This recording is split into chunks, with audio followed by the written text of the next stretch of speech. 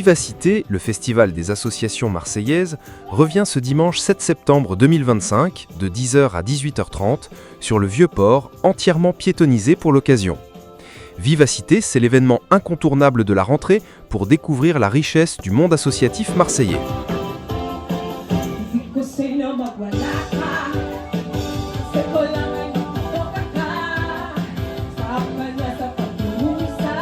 Cette année, ce sont près de 500 associations qui se sont réunies, illustrant la vitalité du tissu associatif local et régional.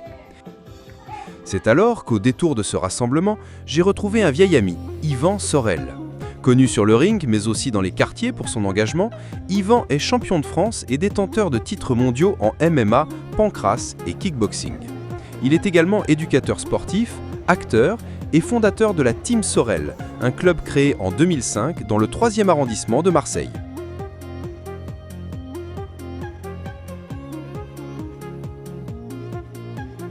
Bonjour, ça va bien?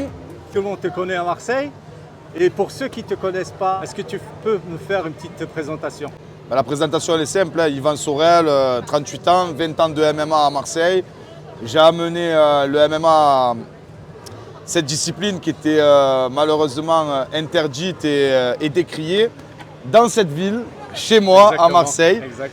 Et maintenant on peut l'initier, on peut la pratiquer. On est sous une fédération délégataire de l'État. Et on forme des champions, des enfants, des jeunes, des moins jeunes. Et on est situé dans le 3e arrondissement de Marseille depuis 2005, donc ouais, ça fait 20 ans. Ça et puis l'aventure continue et c'est un régal de me retrouver encore une fois au Vieux-Port sur ce projet qui s'appelle Vivacité, sous l'élan de la mairie du 2-3. Oui, mais la mairie centrale de Benoît Payan et de ses élus en charge de ce dispositif, comme Ahmed Edadji. Et c'est terrible, c'est magnifique, et c'est fédérateur. Est-ce que les Marseillais ils s'intéressent à ce sport, les jeunes aujourd'hui? Alors, ça serait un peu mensonger de ma part de dire que ce sport n'est pas en vogue, parce que le MMA fait partie des sports les plus regardés, les plus hypés, comme on dit. Par exemple, hier, pour ne citer que une grande organisation mondiale qui s'est installée à Paris, qui s'appelle l'UFC, ça a ramené plus de 30 000 personnes et c'était complet. Même les Américains, ils disent que les spectateurs sont magnifiques, les combattants sont magnifiques. Le niveau du MMA est en train de prendre une ampleur phénoménale comparé à d'autres sports qui sont magnifiques, hein, mais la boxe, malheureusement, on n'entend plus trop parler. Les arts martiaux traditionnels aussi. C'est vrai que le sport du MMA est spectaculaire et réaliste et complet aussi. En étant pionnier de cette discipline-là, en me battant depuis 20 ans, je suis très heureux, très fier parce que le Team Sorel a mis en place beaucoup de choses pour le MMA. Il a mis justement les femmes à l'honneur, les enfants et surtout toutes les classes sociales, religieuses. Et on n'a pas fait, on est les premiers à mettre, par exemple, je parle de la femme parce que la femme, dans la pratique du sport, elle est tout le temps séparée de l'homme. Il y a des cours spéciales femmes, des cours spéciales hommes, bientôt des cours spéciales religieux, des cours, ça pour moi c'est le séparatisme. Ça ne doit pas exister pour moi. Parce que la femme elle a sa place dans ce sport qui est soi-disant ultime et ultra violent. Et on a la chance d'avoir des Audrey Kérouche qui est la pionnière de cette discipline en France, qui a fait le Bellator, qui a fait toutes les grandes organisations de MMA en France. On a la chance d'avoir des Sofia Hadouche, des Sarah Garsali, des Elma Uriaga et je peux en citer encore et encore, tellement que la femme a une place importante au Team Sorel.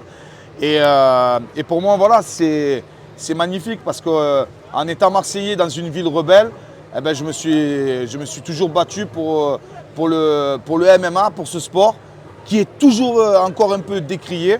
Et on prouve que dans le 3e arrondissement de Marseille, dans le quartier soi-disant le plus malheureux, le plus pauvre et le plus bouillant de Marseille, il se passe quelque chose de beau, c'est le Team Sorel.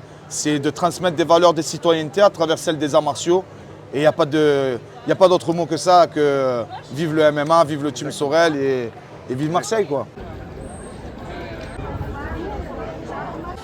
Bonjour. Bonjour, Est-ce que vous pouvez nous expliquer votre je activité? suis metteuse en scène d'une compagnie qui s'appelle la Criatura, qui a 10 ans d'existence. Moi j'ai une formation de comédienne et de danseuse et maintenant je suis metteuse en scène au sein de cette compagnie. Cette compagnie travaille sur les représentations qu'on peut avoir et comment combattre les clichés et les préjugés.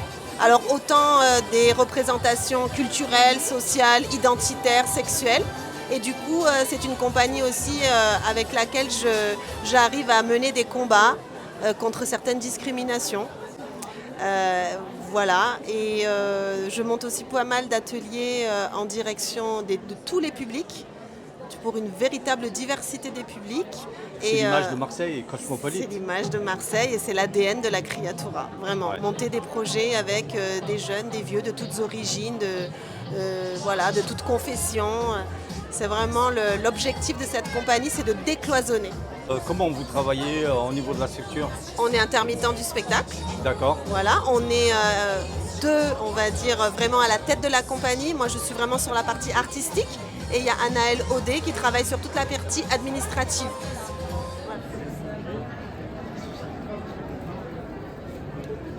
On travaille beaucoup avec les personnes âgées et dans les établissements de type EHPAD. Est-ce que vous avez des projets dans le futur? Oui, alors là, on intervient aussi depuis 2 ans dans les maisons du bel âge qui sont des lieux dédiés aux seniors dans tout le département, mais plutôt pour un public qui vit seul à domicile en autonomie. Donc là, on va en octobre dans la maison du bel âge d'Aubagne et un podcast sera publié à la suite des ateliers réalisés avec les habitants d'Aubagne. Et pour l'année prochaine, on déploie toujours notre action dans de nouveaux établissements et d'ailleurs on est toujours en recherche de nouveaux EHPAD, de nouvelles structures qui souhaiteraient accueillir l'action. Donc il ne faut pas hésiter à contacter l'association directement si vous êtes intéressé.